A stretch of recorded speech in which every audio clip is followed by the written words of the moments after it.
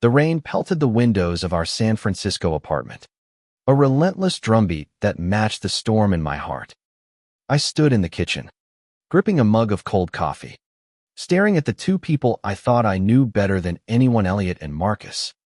They were laughing, their heads bent close over a laptop, oblivious to the chaos they'd just unleashed in my life.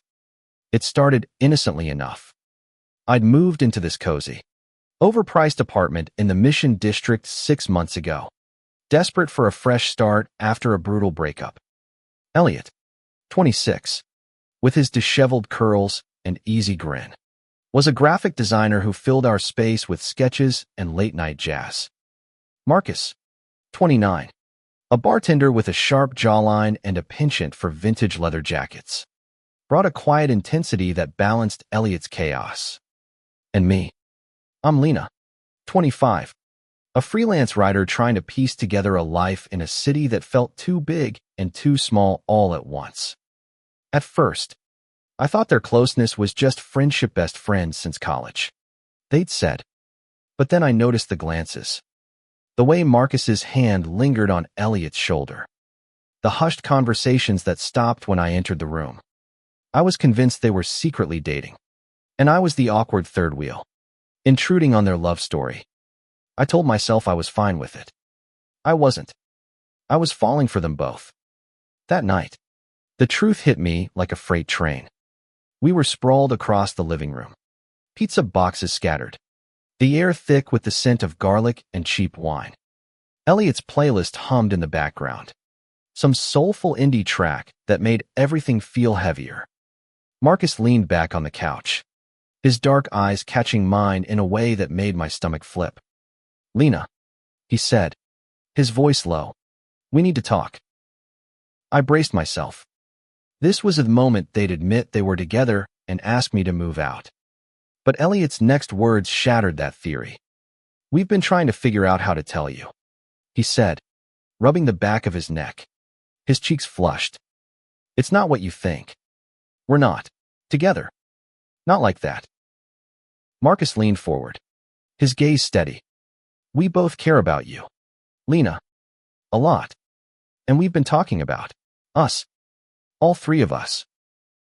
My mug slipped from my hands, shattering on the tile. The room spun. They weren't dating each other, they were planning something else entirely. Something that involved me. The days that followed were a blur of confusion and electricity. I couldn't look at either of them without my heart racing. Elliot's playful teasing, once innocent, now carried a weight I couldn't ignore. Marcus's quiet intensity felt like a challenge, daring me to step into something I didn't fully understand. I'd never considered a relationship like these a triad. They called it. 3 people, equal partners, bound by love and trust. It sounded impossible, but the way they looked at me made it feel like the most natural thing in the world. We started small. Coffee dates turned into late-night talks. The 3 of us tangled on the couch, sharing stories of our pasts. Elliot told us about growing up in a small Oregon town, hiding his bisexuality from a family that wouldn't understand. Marcus opened up about his years bouncing between foster homes, learning to guard his heart until he met Elliot in college. I shared my own scars, me ex, who'd called my dreams impractical, who'd made me feel small. With them, I felt seen, wanted, whole. But doubt crept in like fog over the bay. What would people think? My parents, who barely understood my move to San Francisco, would lose it. My friends would call it a phase, or worse, a mistake. And what about the logistics? Could 3 people really make this work? Or was I setting myself up for heartbreak? One evening, we walked to Dolores Park, the city sparkling below us. Elliot carried a blanket, Marcus a thermos of spiked hot chocolate. We sat under a eucalyptus tree, the air cool and sharp. "What if we messed this up?" I asked, my voice barely above a whisper. Marcus took my hand, his thumb tracing circles on my skin. "We might. But isn't it worth trying?" Elliot grinned, nudging my shoulder. "We're already a mess, Lena. Might as well be a mess together." I laughed, but the fear lingered. I wanted this, wanted them, but the world felt like it was waiting to tear us apart. The first test came at a gallery opening Elliot had been working on for months. His art was on display, vibrant abstracts that pulsed with emotion. Marcus and I stood by his side, cheering as strangers praised his work. But then I saw her, Claire, a friend from my old writing group, her eyes narrowing as she watched us. She cornered me by the wine table, her voice dripping with curiosity. "So, what's the deal with you three? Are you, like, a throuple or something?" I froze, my face burning. Marcus appeared beside me, his hand brushing mine. "We're just us," he said smoothly, his tone leaving no room for questions. Claire raised an eyebrow, but backed off. Still, her words echoed in my head. A throuple. The label felt too small, too tidy for what we were building. Later, as we walked home, Elliot's arm around my waist, Marcus's hand in mine, I felt the weight of judgment. San Francisco was progressive, but even here, people stared. Whispers followed us. Three people holding hands wasn't just a relationship. It was a spectacle. I wondered if I was strong enough for this. At home, we collapsed onto the couch, the tension of the night hanging over us. "People are going to talk," I said, my voice tight. "They already are." Elliot's eyes softened. "Let them. They don't get to decide what we are." Marcus nodded, pulling me close. "We choose this. We choose you." Their words were a lifeline, but the doubts didn't vanish. I lay awake that night, their breathing steady beside me, wondering if love could survive a world that didn't understand it. The weeks that followed were a whirlwind of discovery. We were learning each other, mapping the contours of this unconventional love.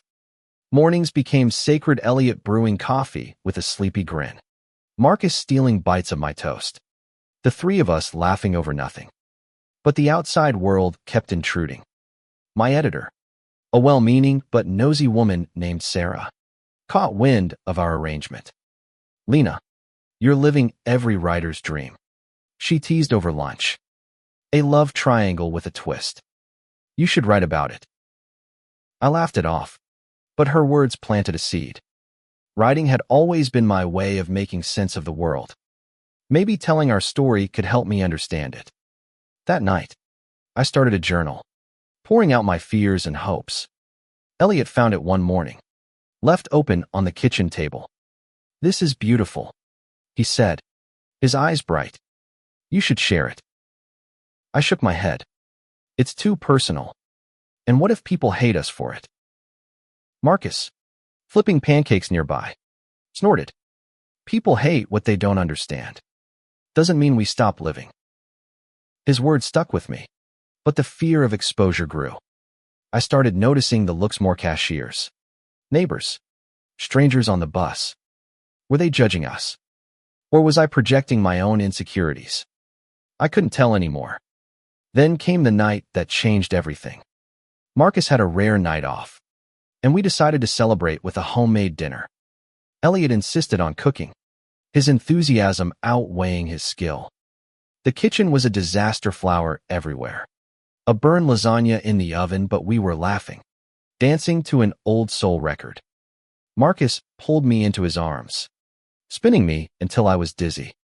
Elliot joined us, his hands on my hips, and for a moment, the world was just us. That's when the doorbell rang. It was my sister, Ava, unannounced from Seattle. Her eyes widened as she took in the scene, three of us tangled together, flushed and happy. "Lena, what the hell is going on?" she demanded, her voice sharp. I stammered, trying to explain, but the words felt inadequate. Ava's face hardened. "This isn't normal," she said. "You're going to get hurt." Her words cut deeper than I expected. Ava had always been my rock, the one who supported me through everything. If she couldn't accept this, who would? Elliot and Marcus stood by me, their presence steady, but I could see the hurt in their eyes too. Ava left without another word, promising to call later. She didn't. The silence that followed was suffocating. We cleaned the kitchen in silence, the joy of the night gone. Finally, Elliot spoke. She'll come around. Lena. She just needs time. I wanted to believe him, but the doubt was back, stronger than ever. What if Ava was right? What if this was a mistake? The next morning, I found Marcus on the balcony, staring at the city. He looked tired, his usual confidence replaced by something softer, more vulnerable. I'm scared too. You know, he admitted. I've never done this before, but I've never felt this way about anyone, either. His honesty broke something open in me. I kissed him, soft and slow, the city waking up below us. Elliot joined us, wrapping his arms around us both. We're in this together, he said. All of us. Their love was an anchor, but the world kept testing us. At a bar one night, a drunk guy made a crude comment about our arrangement. Marcus's fist clenched, but Elliot pulled him back, whispering something that made him relax. I admired their restraint, but I felt the sting of those words. We weren't just a couple facing judgment, we were three people, each carrying the weight of a society that didn't know how to see us. I started writing again, not just for myself, but for us. The journal became a story, fictionalized but raw, about three people navigating love in a world that didn't understand. I shared it with Elliot and Marcus, nervous but hopeful. They read it in silence, their expressions unreadable. When they finished, Elliot pulled me into a hug. This is us, he said. You made us real. Marcus nodded, his voice thick. You're braver than you think, Lena. Their words gave me courage, but the fear of sharing our story publicly lingered. What if it backfired?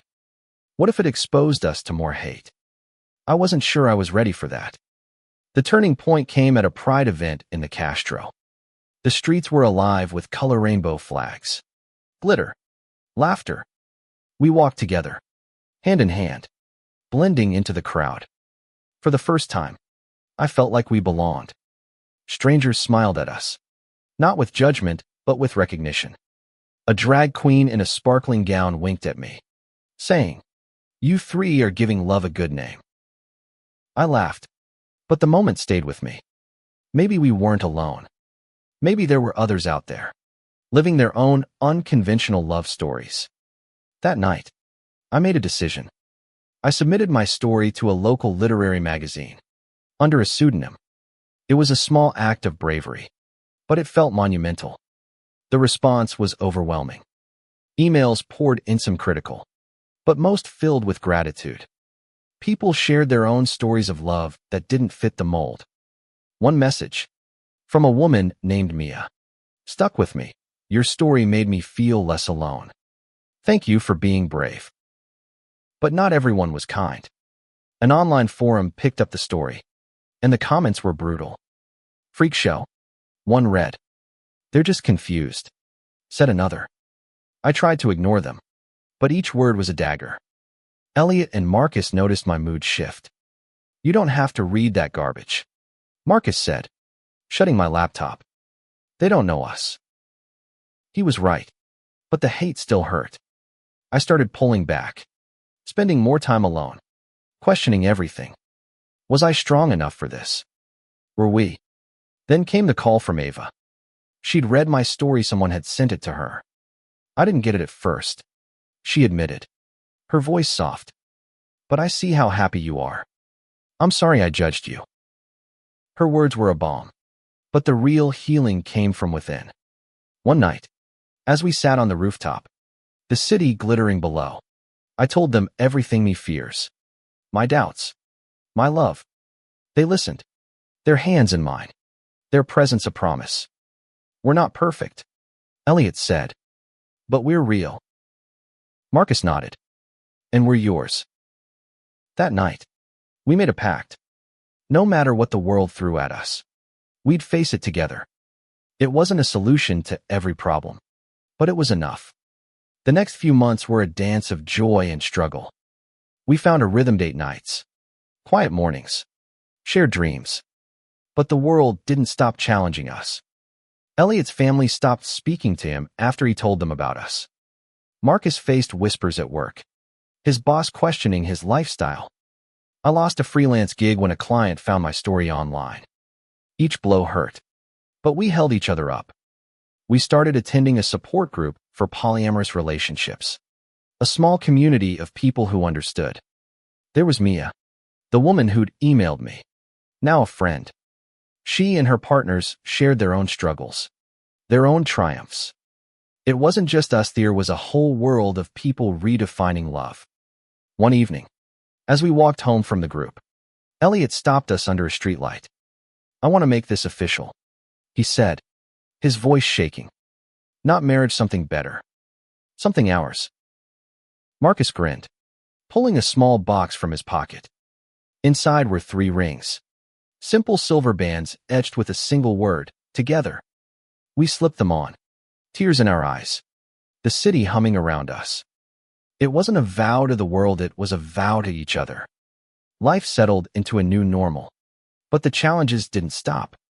Marcus's bar was bought by a new owner, a conservative type who didn't hide his disapproval. He cut Marcus's hours, citing scheduling conflicts. We knew the real reason.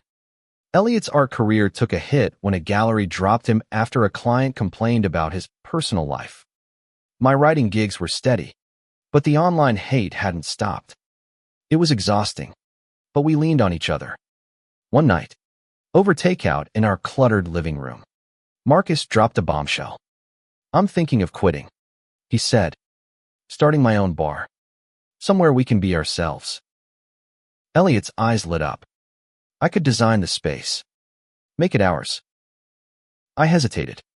It was a huge risk financially, emotionally, but the idea of building something together, a place where we could be free, was intoxicating.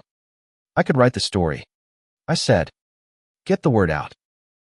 We spent weeks planning, pooling our savings, scouting locations. It felt like a dream, but dreams come with nightmares. The bank rejected our loan application, citing unconventional circumstances. A landlord refused to lease us a space after Googling us. The setbacks piled up, but we kept going. We had to. Then came the fire. Not a literal one, but close. An online campaign targeted us, doxing our address, our jobs. Strangers sent hate mail, calling us abominations. One night, someone spray-painted a slur on our apartment door. I broke down, sobbing in Elliot's arms while Marcus scrubbed the paint off, his jaw tight. "We can't keep doing this," I said, my voice breaking. "It's too much." Marcus turned, his eyes fierce. "They don't get to win, Lena. They don't get to take this from us." Elliot nodded, pulling me close. "We're stronger than this. Together." Their strength carried me through. We reported the harassment, moved to a new apartment, and kept pushing forward. The bar plan was still alive, fueled by our stubborn hope. We found a small space in the Castro, a rundown spot with potential. The landlord, an older gay man named Henry, understood. "I've seen worse fights than yours," he said, handing us the keys. "You'll make it." The bar became our sanctuary. We named it Trinity, a nod to our bond. Elliot's art covered the walls, vibrant and unapologetic. Marcus crafted cocktails that told stories, each one named after a moment in our lives. I wrote articles, blog posts, anything to spread the word. Slowly, people came. Friends, strangers, allies. Trinity became a haven, not just for us, but for anyone who felt like they didn't fit. But the past wasn't done with us. Claire, my old friend, showed up one night, her expression unreadable. "I owe you an apology," she said. "I didn't get it before. But this place, it's special." Her words meant more than I expected. Slowly, others came around too. Ava visited, her eyes wide as she took in the bar, the love we'd built. "I'm proud of you," she whispered, hugging me tight. A year later, Trinity was thriving. The bar was packed most nights. filled with laughter, music, love. We weren't rich, but we were happy. The hate still trolls online. The occasional bigot, but it didn't define us anymore. We built something stronger. One night, as we closed up, Elliot pulled me onto the dance floor, a single spotlight illuminating us. Marcus joined, his hands warm on my waist. We swayed to a slow song, the world fading away. I thought I'd lose you, I admitted, my voice soft. I thought the world would break us. Marcus smiled, his eyes bright. The world doesn't get to decide who we love. Elliot nodded, kissing my forehead. We're not just roommates anymore. We're family. As we stood there, tangled together, I realized the truth. Love wasn't about fitting into someone else's story. It was about writing your own. No matter how messy or unconventional. We'd faced judgment, hate, and doubt, but we'd also found joy, strength, and a home in each other. The rings on our fingers glinted in the light, a reminder of our promise. Together, we were unstoppable. Together, we were enough. Our story didn't end there. Trinity grew, becoming a beacon for others like us. My writing found a wider audience, telling stories of love that defied norms. Elliot's art was celebrated, his abstracts hanging in galleries across the city. Marcus's cocktails became legendary, each one a toast to our resilience. The world didn't change overnight, but we did. We learned to love louder, to fight harder, to live truer. And every night, as we locked up Trinity, we'd walk home hand in hand, the city lights guiding us. 3 hearts, one love, unapologetic and unbreakable.